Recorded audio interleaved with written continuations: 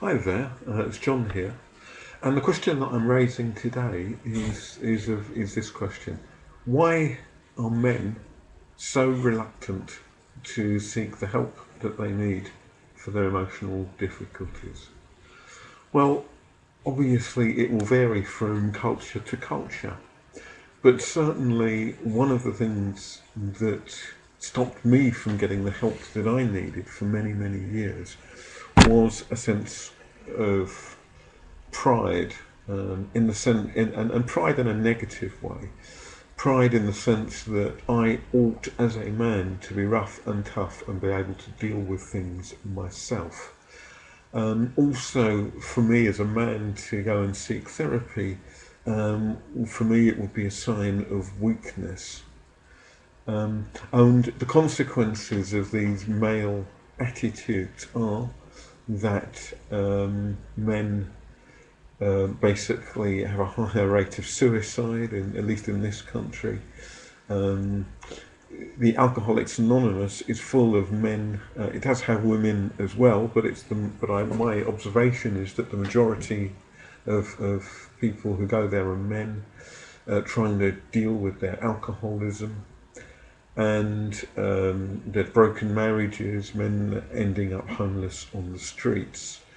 Um, And all of those things are indeed very negative indeed, and they spring partly from this sort of culture, really. I think the other problem as well that stops a lot of men going into counselling is the fact that it's a female dominated profession. A lot of men look at it and they see that there are more women counsellors than male counsellors. Um, they think of it therefore as a female activity. Um, I think the third thing as well is that sometimes when men do go into counselling, um, it's not particularly adapted to them. Um, I remember, for example, having this argument with my female counsellor when I was in counselling, because she wanted me and kept on directing me to go to the emotions, and I needed to analyse everything first. And I wasn't a kid, not I wasn't not going to go there, but I needed to have a really analytical process, if you like, of going, well, this, and this follows from this, and etc. And I think it's not true of all men, but I think a lot of men like to analyse things before they actually go in anywhere near the emotional stuff. When I did go into counselling, I actually found that it was a lot better than I'd anticipated. I had certainly my first counsellor was a disaster, but my second counsellor, I only stayed with my first counsellor for 2 sessions and I just thought, God, this is awful. Excuse me, God. Um, but my second counsellor was much, much better, and she tried to do certain basic things. She tried to understand me from my point of view. She didn't judge me, and she was real and honest with me as far as she could be. And it was only when I had somebody who was offering me these core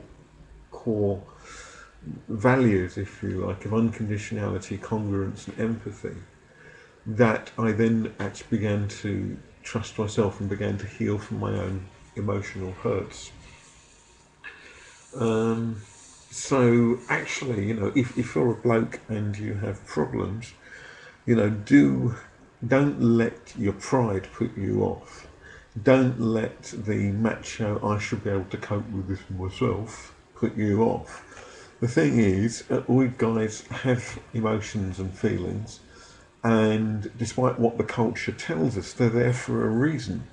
And they're there for a reason, and they can give us valuable information actually about our life circumstances, about how we feel and how we react to things, and not just about how we think about things. So it's a plea, really. If you're a man and you're doubting the idea of going into counselling? Well, the first thing is give it a go. Second thing is don't just try one counsellor and then think, oh, this is terrible, I'm not going to go back, which is in fact what happened to me originally. I didn't go back for ages because the first counsellor was so appalling. So what I'd say to you, based on my own experience, and I'm a psychotherapist, is actually try a few counsellors. You know, go to one, do maybe a couple of sessions, find out if you're getting what you need, and if you're not, try another one and try another one. There's an awful, certainly in London, I don't know about elsewhere in the UK, but in London there are loads and loads of counsellors, loads of us. And, you know, to try and find a really good counsellor who is right for you is sometimes can feel a bit like a haystack needle, you know. It's a bit difficult to find, but once you find it, the needle can be very useful, or the counsellor can be very useful. The other thing to think about is, you know, do you actually want a female counsellor or a male counsellor? Actually, searching out the male counsellors is a lot easier than the female ones because the female ones are so common. But you know, you may want to prefer to discuss your issues with a bloke rather than a woman, or you may want to discuss them with a woman rather than a bloke. And in fact, you may even change your mind halfway through. You know, if you've got some serious stuff relating, say, to your father, you may prefer to have a male counsellor for that. Or you may not, as the case may be. So firstly, don't let anything put you off, right? Secondly, try out a few counsellors. There's loads of different theories out there. There's loads of different counsellors out there, and some of the theories are better than others, and some of the counsellors are better than others. Think about whether you're going to have a male or a female counsellor. Don't be afraid to change your mind. It's not just a woman's prerogative to change her mind. And fourthly, you know, when you seriously tackle some of those deep-seated emotional issues, it actually makes you a better man. It makes you a more confident man, a more whole man, a more complete man. And you know, if you do have a partner, if you've got kids, you know, it makes you a resource for them. Because what you learn in the counselling, if you've got kids, if you've got a partner, you can show them as well. And it ripples out, the effects can ripple out. So don't let the attitudes about the negative, don't let the fact that it's female dominated put you off. Don't let your male pride put you off. Okay, don't let it put you off. If you need help, then go and get it. You know, if you've got a car that needs fixing and you don't have the skills, well, you go and get a mechanic to do it, or you get a mate of yours to come along who has got the skills and you can learn the skills from him, right? So if you take that attitude to your car, then how much more valuable are you than that car? You're far more valuable than that. So this is a message for the guys.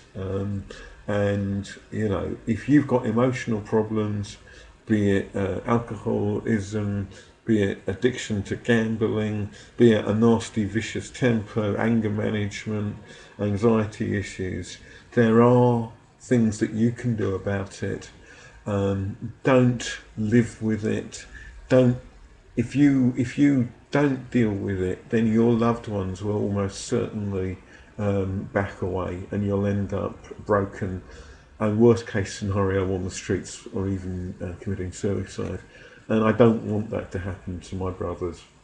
So please, you know, do have a look at the videos on here. It's not this this video channel is not just for men, but I'm going to do stuff for men as well as women. And take action now. It takes more guts and more courage to face your emotional issues than it does to run away. And I know, because I ran away for years. All right, enough of the preaching, and I hope you enjoy the channel. Bye.